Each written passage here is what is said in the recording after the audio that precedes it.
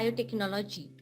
Today we are going to discuss about the healthcare biotechnology, role of the biotechnology in healthcare. So what are the points that we will see? Healthcare biotechnology refers to the medicinal or diagnostic product or a vaccine. It is the refer to the medicinal or diagnostic product or vaccine. This technology has tremendous impact on meeting the needs of the patients. So today you know that how much means category of the drugs are synthesise artificially, त्याबद्दल आपण बघणारच आहोत की किती प्रमाणात patients आहेत, diabetes म्हणा, thyroid किंवा BP, तर या सगळ्यांसाठी किती मोठ्या प्रमाणावर biotechnology in the health issue that it works. Biotechnology offers patients a variety of new solution such as, कितीतरी ॲडव्हान्स सोल्युशन बायोटेक्नॉलॉजीने फाइंड आउट केले. आज हेल्थच्या संदर्भात बायोटेक्नॉलॉजी कशा पद्धतीने वर्क करते in the medicine and that is the vaccine, it is the need of today's life. तर हा जो व्हॅक्सिन, कितीतरी प्रमाणामध्ये आपण व्हॅक्सिन्स पाहतो, वेगवेगळ्या डिसीजवर वेगवेगळ्या प्रकारच्या व्हॅक्सिन्स आहेत, त्या कशा पद्धतीने बनवल्या जातात, बायोटेक्नॉलॉजीद्वारे हे सगळं पॉसिबल झालेलं आहे. त्यामुळे आज चिल्ड्रन प्लॅनमध्ये जेव्हा आफ्टर बर्थ जो बेबीचा प्लॅन असतो व्हॅक्सिनचा, त्यामध्ये पण तुम्ही बघाल की किती प्रकारचे व्हॅक्सिन दिल्या जातात. तर हे जे व्हॅक्सिन्स आहे हे सगळं बायोटेक्नॉलॉजीमुळे पॉसिबल झालेलं आहे. आणि आपण बघतो आहोत हेल्थ केअर स्पेशली. तर यामध्ये बघा, it offers the patients a variety of new solutions. किती सोल्युशन्स बायोटेक्नॉलॉजीने आज दिलेले आहे. तर first, unique, targeted and personalised therapeutic and diagnostic solutions for organ transplant. तर आज ऑर्गन ट्रान्सप्लांट पर्यंत सुद्धा बायोटेक्नॉलॉजीद्वारे हे सगळं पॉसिबल झाले आहे की ते ऑर्गन ट्रान्सप्लांटेशनचं काम करणं हे अतिशय डिफिकल्ट वर्क आहे, जे बायोटेक्नॉलॉजीने पॉसिबल केलेलं आहे. त्यानंतर stem cell technology, stem cell transplantation आजकाल याच्यावर जास्त फोकस केला जातो, कारण की स्टेम सेलद्वारे ज्या काही डॅमेज डिसीज सेल्स आहेत किंवा कॅन्सरमध्ये केमोथेरपीने ज्या सेल्स डॅमेज झालेल्या त्या सगळ्या स्टेम सेलद्वारे स्टेम सेल ट्रान्सप्लांट केल्या जातात. आणि म्हणून स्टेम सेल प्रिझर्वेशन ही टेक्नॉलॉजी आलेली आहे, जी अमेरिकन कॉर्डमधनं हे केल्या जातं, ती प्रोसेस केल्या जाते. त्या स्टेम सेल टेक्नॉलॉजीमध्ये या ज्या स्टेम सेल ट्रान्सप्लांटेशनद्वारे बरीच रिकव्हरी पेशंट्स मध्ये केल्या जाते. जसं आता आपण म्हटलं कॅन्सरचे काही डॅमेज सेल किंवा इतर डिसीजेस आहे, तर अशा कंडिशन मध्ये स्टेम सेल ट्रान्सप्लांट ही मेथड आहे. जेनेटिक काउन्सिलिंग, जेनेटिकवर तर बऱ्याच गोष्टी आहेत. जीन थेरपी हे पुढे आपण पाहणार आहोत. देन फॉरेन्सिक मेडिसिन, हे जे याच्यामध्ये सुद्धा की डेथ आणि इंजुरीज झालेल्या काही क्राईम कंडिशन मध्ये फॉरेन्सिक ब्रांच तुम्हाला माहिती आहे. तर ज्या डेथ आणि इंजुरीज झालेल्या आहे त्यामध्ये ते फॉरेन्सिक मेडिसिन हा एक नेक्स्ट पॉइंट आपण पाहिला. देन जीन प्रोब्स, तर हे जीन प्रोब्स कशा पद्धतीने तयार करायचे, जीन जी आपण डीएनए लायब्ररी, जीन लायब्ररी आपण म्हणतो, तर हे जीन प्रोब अवेलेबल असल्यामुळे सगळं काही हे पॉसिबल आहे. जेनेटिक फिंगर प्रिंटिंग, ओके, ज्याला आपण म्हणू डीएनए फिंगर प्रिंटिंग, ही केवढी महत्वाची मेथड आहे तुम्हाला माहिती आहे क्राईम ब्रांचसाठी, फॉरेन्सिक सायन्ससाठी. तर डीएनए फिंगर प्रिंटिंगद्वारे एक्झॅक्टली इन जो क्राईम आहे आपण तो फाइंड आउट करू शकतो, and the accuse person also we can find out. तर त्याच्याद्वारे डीएनए फिंगर प्रिंटिंगद्वारे आपण बऱ्याच काही गोष्टी शोधू शकतो. That is the separate part of application. त्याच्यावर जास्त डिस्कस करत नाही. डीएनए फिंगर प्रिंटिंग ही टेक्निक ऍप्लिकेशन्स पहा तुम्ही वेगवेगळ्या ठिकाणी. जसं मी आता तुम्हाला म्हटलं की क्राईम ब्रांच मध्ये हे डीएनए फिंगर प्रिंटिंगचा कसा रोल आहे, okay, exactly accused person find out केला जातो. वेगवेगळ्या ज्या गुन्हेगारी प्रवृत्तीचे जे लोक आहे किंवा गुन्हेगारी कंडिशन्स आहे त्यामध्ये हे जेनेटिक फिंगर प्रिंटिंगद्वारे आपण त्यांना त्याचा शोध घेऊ शकतो. देन कॅरिओटायपिंग. कॅरिओटायपिंग म्हणजे कॅरिओ मीन्स तुम्हाला माहिती आहे न्यूक्लियस, न्यूक्लियसच्या आतमध्ये जे क्रोमोझोम्स आहे डीएनए, तर त्याचा आपण अभ्यास क्रोमोझोम्स मध्ये जर काही डिफेक्ट असेल तर तो लक्षात घेऊ शकतो. कॅरिओटाइप म्हणजे न्यूक्लियसच्या आतमध्ये जे क्रोमोझोम्स आहेत त्या क्रोमोझोम्स वर सगळं हे जे आहे फॉर्मेशन डिपेंड करते. त्यामुळे क्रोमोझोम्स मध्ये जर काही ॲबनॉर्मॅलिटी असेल, क्रोमोझोमच्या पेअरिंग मध्ये असेल, तर त्याचा परिणाम याच्यावर होतो एम्ब्रिओवर. तर त्या दृष्टिकोनातून कॅरिओटायपिंग ही एक मेथड आहे. Just generally pregnant woman about 35 त्यावेळेला कॅरिओटायपिंग ही एक टेक्निक आहे जी करायला सांगितले जाते आणि त्याच्यामध्ये क्रोमोझोम्स, आणि तुम्हाला माहिती आहे क्रोमोझोम्समुळे बरेच हे वेगवेगळ्या प्रकारच्या डिसऑर्डर क्रिएट होऊ शकतात. For example down syndrome. Okay, एक एक्झाम्पल देते की क्रोमोझोमची ॲबनॉर्मॅलिटी, क्रोमोझोम जर प्रॉपर फॉर्म झाले नाही, म्हणजे व्यवस्थित पेअरिंग नसेल, तर त्यामध्ये डाऊन सिंड्रोम सारखे चाइल्ड तयार होतात. त्यामुळे कॅरिओटायपिंग ही एक नवीन मेथड आहे. ही एक गुड टेक्नॉलॉजी आहे. अंडर बायोटेक्नॉलॉजीद्वारे ही जी कॅरिओटायपिंग केल्या जाते याच्याद्वारे एक्झॅक्टली न्यूक्लियसचं प्रॉपर हे करून त्याच्यातल्या क्रोमोझोम्स पूर्णपणे व्यवस्थित हे बघितल्या जाते. क्रोमोझोम नंबरिंग कशा आहेत, क्रोमोझोमच्या पेअरिंग कुठे आहे, काही डिफेक्ट आहेत का, तर या सगळ्या गोष्टींचा अभ्यास यामध्ये केला जातो. तर दीज आर द अशा पद्धतीने biotechnology in keeping the health care of the people. त्यामुळे for wellbeing of the people that biotechnology always it works in a very different manner. हे आपण पाहतोय वेगवेगळ्या पद्धतीने, कशा पद्धतीने आज सगळं जीनच्या द्वारे अवेलेबल असल्यामुळे हे सगळं पॉसिबल आहे. आता यामध्ये नेक्स्ट प्लॅन जो आपण म्हणतो की दॅट इज देन इन्सुलिन आहे एक महत्वाचं आहे की यामध्ये इन्सुलिन, आता जे आपण म्हटलं की ड्रग्स मेडिसिन मध्ये हा खूप महत्वाचा रोल नक्की करतं. इन्सुलिन हे एक महत्वाचं प्रोडक्शन आहे बायोटेक्नॉलॉजीचं. तर इन्सुलिन ऍक्च्युअली काय आहे, इन्सुलिन आणि व्हॅक्सिन बद्दल आपण थोडंसं बघणार आहोत आजच्या याच्यामध्ये की इन्सुलिन आणि insulin what it is the कशा पद्धतीने बनवल्या जातं इन्सुलिन, हे आपण अगोदर आरडीएनए टेक्नॉलॉजी मध्ये बघितलंय. जी आरडीएनए टेक्नॉलॉजी आपण बघितलेली आहे त्या आरडीएनए टेक्नॉलॉजी मध्ये आपण एक्झाम्पल इन्सुलिनच घेतलं होतं.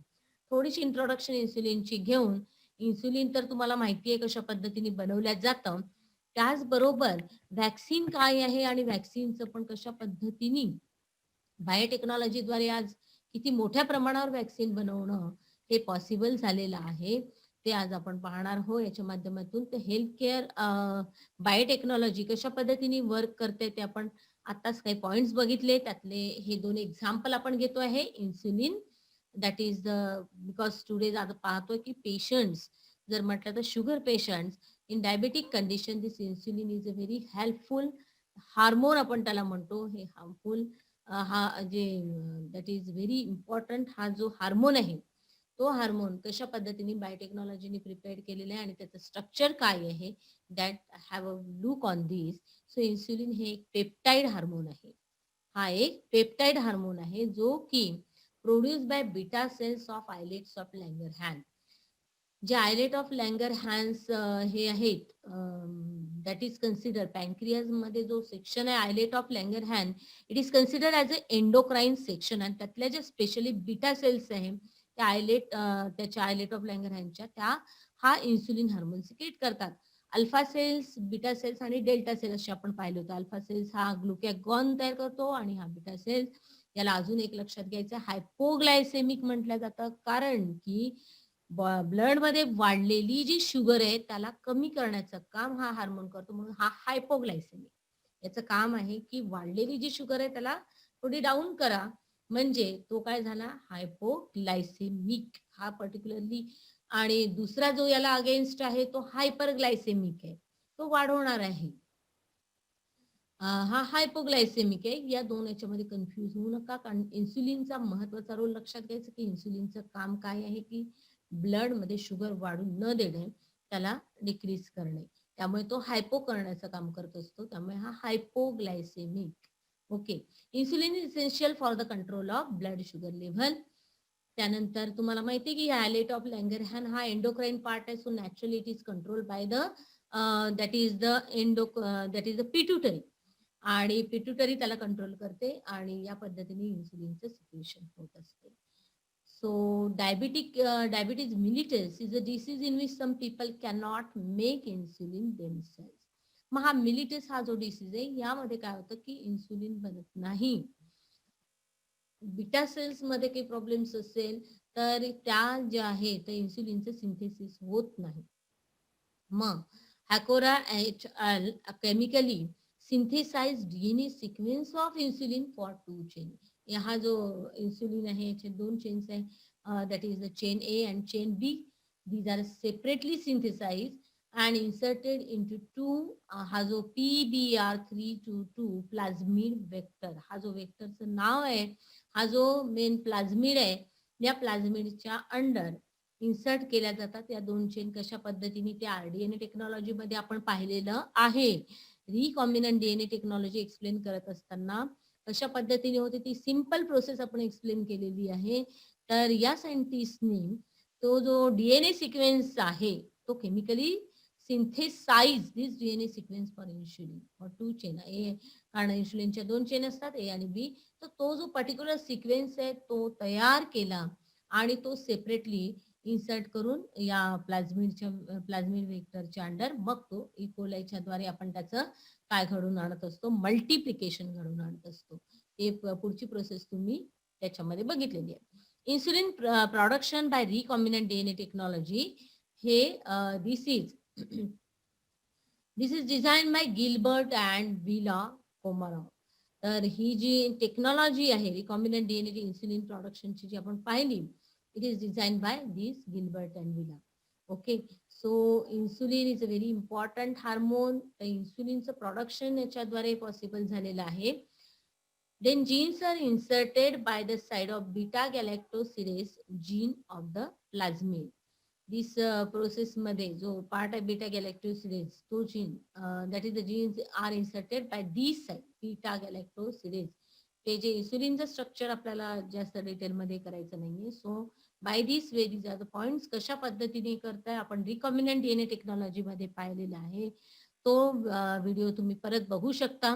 Recombinant plasmids were then separately transform into E coli host. हे सगळं झालेलं आहे. Just I am reading. हे सगळं आपण अगोदर शिकलेलो आहात. तर तुम्हाला लक्षात येते की तो जो रिकॉम्बिनंट जो जीन हा याचा तयार केलेला आहे particular sequence of insulin gene जो आपण बरेच वेळा याच्यातून आता बनवलेला आहे आर्टिफिशियली किंवा ओरिजिनल डोनर पासून आपण घेऊ शकतो.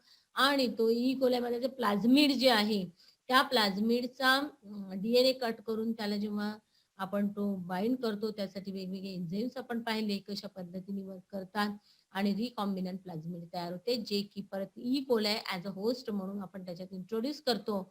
And host produce penicillinase plus pre pro insulin and insulin is then later synthesise by trypsin treatment. पुढे त्या तो जो पेप्टाइड आहे hormone insulin that is a peptide hormone then it is later separated by trypsin treatment. आणि insulin जो आहे जो multiply होणार आहे जो जीन तिथे त्याच्यापासून पुढे नंतर कितीतरी कॉपीज आपण घेऊन इकोलायद्वारे इन्सुलिनचं प्रोडक्शन या पद्धतीने करू शकतो. So insulin demand of the insulin in the today's life is too much. You know की ती मोठ्या प्रमाणावर डिमांड आज इन्सुलिनची आहे आणि त्याद्वारे इन्सुलिन हे बायोटेक्नॉलॉजीद्वारे मिळवणं पॉसिबल झालेलं आहे. नेक्स्ट आहे ती म्हणजे वॅक्सिन डेव्हलपमेंट. आता वॅक्सिन सगळ्यांना माहिती आहे वॅक्सिन काय आहे. So biotechnology has offered modern diagnostic test that test kits, rickettsial, bacterial and viral vaccines along with radio level biological therapeutics for imaging and analysis. वेगवेगळ्या प्रकारचे वॅक्सिन्स आज पॉसिबल झालेले आहेत.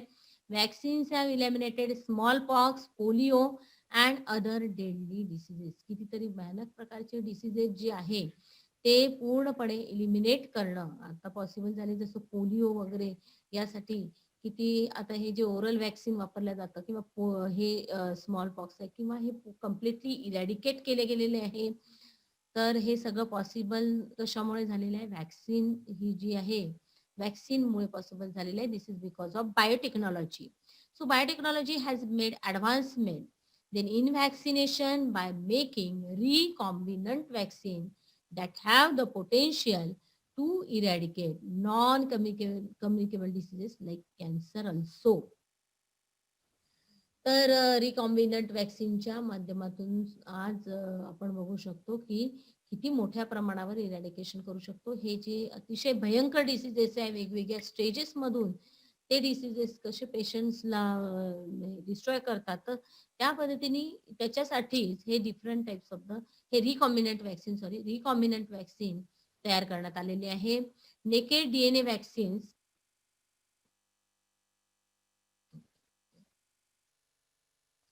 त्याच्यामध्ये हे जे आहे तर नेकेड डीएनए वॅक्सिन्स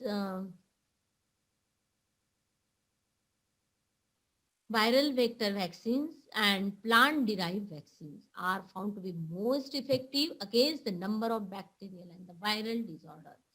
तर जेवढे बॅक्टेरिया आणि व्हायरल डिसीजेस वेगवेगळी समोर येतात आहे, तर त्याच पद्धतीने बायोटेक्नॉलॉजी ही ह्युमन हेल्थसाठी कायम वर्क करत आलेली आहे. अँड आज आपण पाहतोय किती मोठ्या प्रमाणावर हे इन्व्हेन्शन्स आहेत. So naked DNA vaccines, viral vector vaccines and plant-derived vaccines, these are also more effective against the number of the bacterial and the viral disorder. Vaccines कसे बनतात ते आपण अगोदर पाहिलेलं आहे.